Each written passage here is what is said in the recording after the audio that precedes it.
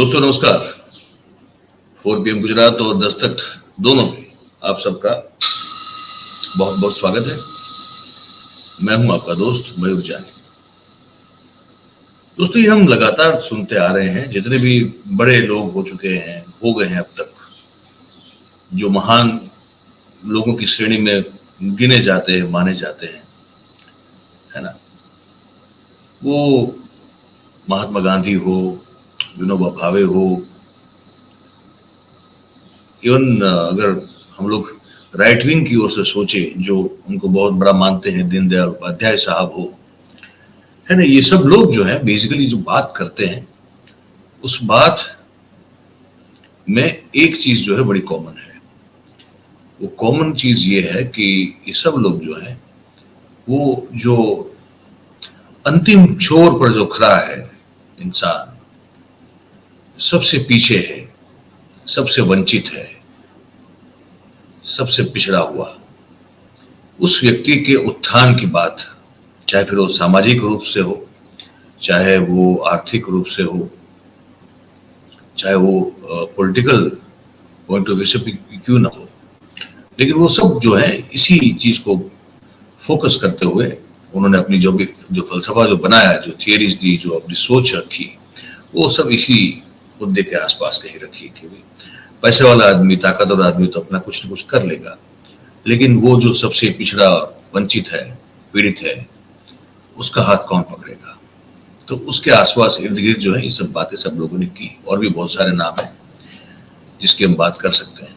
ये सब बड़े लोग और ऐसे लोग भी इसी बात को जो है लेकर आगे चल रहे हैं, जो अपने आप को बड़ा बनाने की कोशिश में लगे हुए हैं, चाहे उनकी औकात हो या ना हो, लेकिन वो एक कोशिश में लगे हैं कि वो भी जो है उन लोगों की श्रेणी में आ जाए जिनके नाम पर आप बड़े बड़े मार्ग जो है उनके नाम पर कर देते हैं। रोड, रास्ता हो, या फिर कोई बड़ा बांध हो जाए, देश का कोई बहुत बड़ा मॉन्यूमेंट हो जाए जो उनके नाम पे हो।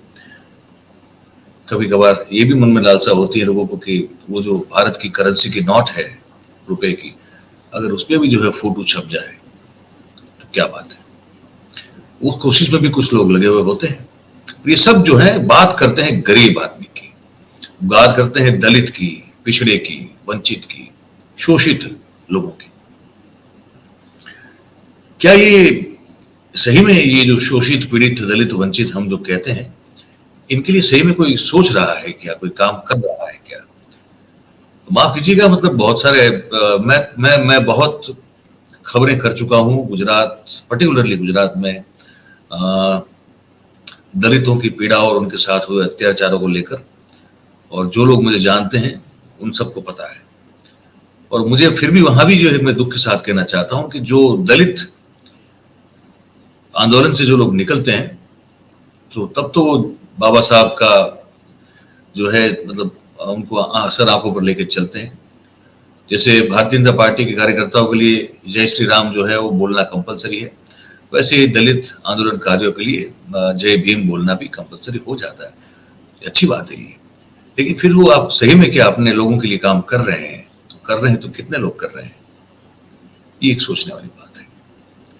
मैं छोटा सा एग्जांपल देता हूं आपको। मैं दिव्य भास्कर में था कुछ, मेरे ख्याल से 2000 शायद 17 का साल था। हमको फोन आया, महसाणा के आसपास के इलाके में एक गांव था, वो किसी का फोन आया कि क्योंकि उनको पता था कि हम दलितों को लेकर अगर कोई भी शोषण या प्रताड़ना करने का कोई भी किस्सा होगा तो कोई अखबार या कोई पत्रकार उसको ले या ना ले हाथ में, मैं जरूर लूंगा। अगर उसमें तथ्य है तो फिर मैं लिखूंगा भी। तो मुझे फोन आया कि आप कुछ कीजिए भाई, ये हमारा तो बहिष्कार हो गया है, लेकिन जो हमारे साथ हम गाय का जो गाय रखते हैं, है ना, अब गाय का भी बहिष्कार हो गया है। तो हमने कहा कि गाय का बहिष्कार कैसे हो सकता है? हर एक हिंदू गाय को तो अपनी मां मानता है। नहीं, बोले दलितों, हम दलित हैं, हमारा बहिष्कार हुआ है, हमारे साथ जो है गाय का भी बहिष्कार हो गया है। इस खबर को फिर मैं तह तक गया और बात सच निकली। मैंने उसको लिखा कि दलित तो दलित, लेकिन दलित की गाय भी दलित। और वो छपी थी खबर दिव्य भास्कर में, फ्रंट पेज बॉटम पे 8 कॉलम। उसके बाद बहुत कुछ हंगामा हुआ और फिर चीजें जो है उसको ठीक करने की कोशिश की गई। मेरा कहने का मतलब ये है कि ये सरोकार रखना और सरोकार दिखाना दोनों में बड़ा फर्क और अंतर होता है।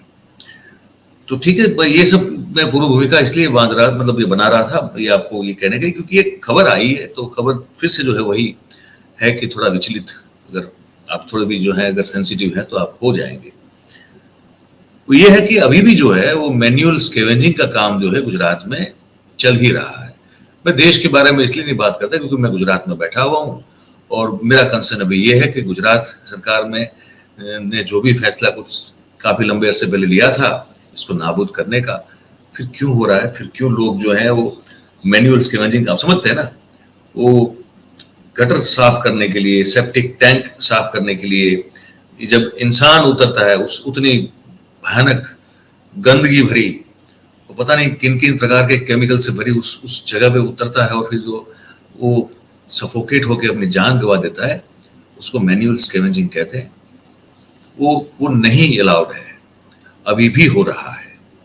ठीक है, और कुछ घटनाएं हैं कि मैं बताऊं, अभी भी कुछ 3 लोग मरे। भरूच है हमारा जो, वहां पे ये है रिपोर्ट मेरे पास कि भूगर्भ की जो गटर होती है, नीचे से गटर जो निकलती है, और आप जो जानते हैं कि जो घर में टॉयलेट के लिए जो एक कुआं बनता है जहाँ पे वो मल पूरा जो है एकत्रित होता है, फिर उसको जब भर जाता है तो फिर वो आप एक मशीन से उसको पूरा निकाल के फिर उसको खाली कर देते हैं। इस तरह की सब चीजें को साफ करने के लिए भरूच में अब जो है किसी 3 मजदूर जो है वो ऑब्वियसली दलित समाज के हमारे भाई होंगे, तो उनको जो है कहा कि अब कर दो साफ। पैसों की लालच में ये लोग करते हैं, वो अंदर जो है वो सफोकेट होकर उनकी जान चली गई। वलसाड़ जो है हमारा, वहां का जो उमर गांव है, वहां भी यही हुआ कि जो मल एकत्रित करने का जो एक कुआं बना था उसको साफ करने के लिए 2 गए और 2 लोग गए और उनकी मृत्यु हो गई। राजकोट में भी इसी तरह से जो है वो 2 लोगों की मौत हो गई। ये हो रहा है सब कुछ। सरकार जो है कर क्या रही है अभी भी, मतलब वो क्रिकेट मैच का हैंगओवर से बाहर नहीं निकली है क्या, या होली खेलने से बाद जो वो जो नशा छाया हुआ था रंगों का उससे बाहर नहीं निकली है क्या? 156 सीट की जीत के नशे में कब तक जुमेंगे आप लोग? 27 साल से आपकी सरकार है भाई, है ना। ये कोई हमारी आपसे कोई दुश्मनी नहीं है, वो बड़ी तकलीफ होती है एक नागरिक के तौर पर भी कि आप इतने लंबे अरसे से सत्ता पे हैं और ऐसी आपके 27 साल के शासनकाल में भी जो अब तक नहीं हो सका है उसको लेकर बड़े सवाल होते हैं मन में। और फिर जो है आप कहते हैं कि हम गतिशील प्रगतिशील सरकार है, कोई कहता है कि सबसे ज्यादा संवेदनशील मतलब कि सेंसिबल सरकार है। क्या ये सब नारेबाजी, ये सूत्रोच्चार स्लोगन की सरकार चलाते चलाते कभी अंदर झांकने का मन नहीं होता है क्या? गिरेबान में झांक कर देखने का मन नहीं होता है कि क्या बात कर रहे हैं हम लोग? या जमीर इतना मर चुका है कि झूठ झूठ लगता ही नहीं है क्या? ये हुआ है, ये सब हुआ है। अब कुछ आंकड़ा बता दो आपको, वो केंद्र सरकार का आंकड़ा है, मैं कोई अपने घर का आंकड़ा दे नहीं रहा हूं आपको, ठीक है। अब ये है कि मैन्युअल स्कैवेंजिंग के मामले में वैकल्पिक रोजगार की भी जो है, जो वो एक उपलब्धि करवाने की बात है, वहां पे फाइनेंशियल एड पूरा जो है वो देने की बात है, इस मामले में जन जागृति लाने की बात है। इन सब मामलों में ये सरकार जो फेल है, इसमें कोई दो राय नहीं, ठीक है। इस तरह के मौत के मामले में गुजरात जो है पूरे देश में दूसरे नंबर पे है। अच्छा, इसमें पहले नंबर पे नहीं है, खुशी हुई कि पहले नंबर पे तो नहीं है कम से कम। केंद्र सरकार का जो एक सर्वे था और उसमें जो फिगर है और जो डिटेल है उसके अगर मुताबिक बात करूं मैं, तो देश में 2018 के साल में 13,460 श्रमिक, जो ऑब्वियसली आपको मान के चलना है कि वो दलित समाज से ही होंगे और बेसिकली उसमें कोई नीचे जाता भी नहीं है। वर्षों से सदियों से उन्हीं को सौंपा गया, थोप दिया गया कि आप ही को करना है, वही करते आ रहे। तो श्रमिक मतलब यहाँ दलित ही मान के चलना पड़ेगा हम। तो तो ऐसे 13,460 लोगों की पहचान जो है वो की गई थी, जो मैन्युअली जो है गटर में उतर के या सेप्टिक टैंक में उतर के सफाई करने के काम के साथ जुड़े हुए हैं। ठीक है, जो संख्या 2018 में थी वो 2019 में बढ़कर 58,098 हो गई। विकास वहां हुआ है, अच्छा है। गुजरात में अगर बात करें तो गुजरात में 105 श्रमिक परिवार ऐसे थे, तो मान के चलो वो दलित ही होंगे, जो मैनुअल स्कैवेंजिंग के काम के साथ जुड़े हुए थे। और ये अभी भी जब ये हो रहा है तो इससे बड़ी एक्चुअली अभी ये भी हो गया कि मतलब आप तो ये जो मानव अधिकार वाले भाई साहब जो हमारे कहाँ घूम रहे हैं, समझ में नहीं आ रहा है कुछ। इनको नहीं हो रहा है कि अच्छा संविधान हर एक चीज का हनन हो रहा है, यहाँ पे कोई कुछ बोल नहीं रहा है। गरीबी होने की वजह से और वैकल्पिक रोजगार की व्यवस्था न होने की वजह से गुजरात में पिछले 3 दशक में ये गटर और ये सेप्टिक टैंक की सफाई मैन्युअली करने के कारण श्रमिकों का जो मृत्यु आंक है उसमें बहुत ज्यादा बढ़ोतरी हुई है। ठीक है, और लोगों को अपनी जान गंवानी, पैसा चाहिए भाई, और कहीं से पैसा मिल नहीं रहा। पैसा मिले तो ये कहे कि नीचे उतर को सेप्टिक टैंक में उतर जाओ, गटर में उतर जाओ, सब सफाई कर दो, पैसा देंगे। पैसा तो कितना मिलता होगा, लेकिन उतने पैसे के लिए होता होगा कुछ 500-1000 रुपया, हमको मालूम है, लेकिन उतना ही कुछ होता होगा। और इसलिए जो है उस पैसे के लिए ये लोग जान जो है उस पर खेल के नीचे उतरते हैं। ये है सच्चाई, अभी तक की सच्चाई ये है। तो मैं कुछ आंकड़े बता दूं आपको कि तमिलनाडु में जो है इस तरह की सफाई करते हुए जो पिछले 3 दशक में लोगों की जान गई वो 218 लोग हैं। उसके बाद दूसरे नंबर पर गुजरात आ जाता है, तो 136 लोग हैं। उत्तर प्रदेश में 105 लोग हैं, दिल्ली में 99 है और महाराष्ट्र में 41 लोग हैं। तो ये स्थिति आपको बताऊं। अब उसमें जो है कांग्रेस ने भी इस मुद्दे को जो है उठाने की कोशिश की है। उनके प्रवक्ता है हिरेन बैंकर, उन्होंने भी इस मामले में कुछ कहा है, गुजराती में बोलेंगे वो, लेकिन मैं फिर अगर जो मैं बता चुका हूं उसमें से कुछ अलग होगा तो फिर मैं उसका तर्जुमा करके आपको हिंदी में समझा दूंगा। सुनिए क्या कहते हैं। તાજેતરમાં સેપ્ટિક ટેન્ક મેન્યુઅલ સ્કેવેન્જિંગને કારણે શ્રમિકો અને સફાઈ કર્મચારીઓના મોતના મામલા ગુજરાતમાં છેલ્લા 15 દિવસમાં 3 જેટલા મામલા આપણી સામે આવ્યા છે। ભરૂચમાં ગટર સાફ કરતા 3 શ્રમિકોના મૃત્યુ થયા। એ જ રીતે વલસાડના ઉમરગામમાં 2 વ્યક્તિઓના મોત થયા અને રાજકોટના એક શ્રમિકનું અને કોન્ટ્રાક્ટરનું મોત નીપજ્યું છે। આ મેન્યુઅલ સ્કેવેન્જિંગની ઘટના એ ખરેખર ઇનહ્યુમન એટલે અમાનવીય અને ડિગ્રેડિંગ પ્રેક્ટિસ એટલે અશોભનીય એ પરિસ્થિતિ છે। કેન્દ્રમાં યુપીએ સરકાર દ્વારા મેન્યુઅલ સ્કેવેન્જિંગ એક્ટ દ્વારા આ સંપૂર્ણ પ્રથાને પનિશેબલ એક્ટ જાહેર કરવામાં આવ્યો હતો, તેમ છતાં કેન્દ્રની ભાજપ સરકારે સંપૂર્ણ વ્યાખ્યાબંધી દીધી છે અને આજે આ પ્રથા, આ અમાનવીય પ્રથા આજે પણ ગુજરાતમાં ચાલુ છે। છેલ્લા 3 દાયકાની વાત કરીએ તો છેલ્લા 3 દાયકામાં ગુજરાતમાં થયેલા આ સફાઈ કામગીરીમાં ગટર અને સેપ્ટિક ટેન્કમાં થયેલા શ્રમિકોના મૃત્યુના આંકમાં ગુજરાત સમગ્ર દેશમાં બીજા ક્રમાંકે આવે છે। આ બતાવે છે કે આધુનિકતાની વાહવાહી કરતી ભાજપ સરકાર એ સફાઈ કર્મચારીઓને જે પ્રકારે સુરક્ષા આપવી જોઈએ, સાધનો આપવા જોઈએ અને જે પ્રકારે એને સહાય આપવી જોઈએ, આ તમામ વસ્તુમાં સંપૂર્ણપણે નિષ્ફળ નીવડી છે। 3 દાયકાઓમાં સતત જે પ્રકારે શ્રમિકોના મૃત્યુ થઈ રહ્યા છે, સતત વધારો થઈ રહ્યો છે, તેમ છતાં પણ માનવ અધિકાર પંચ આ સમગ્ર બાબતે કોઈ પગલાં લઈ રહ્યું છે કેમ એ પણ જાણવા મળતું નથી।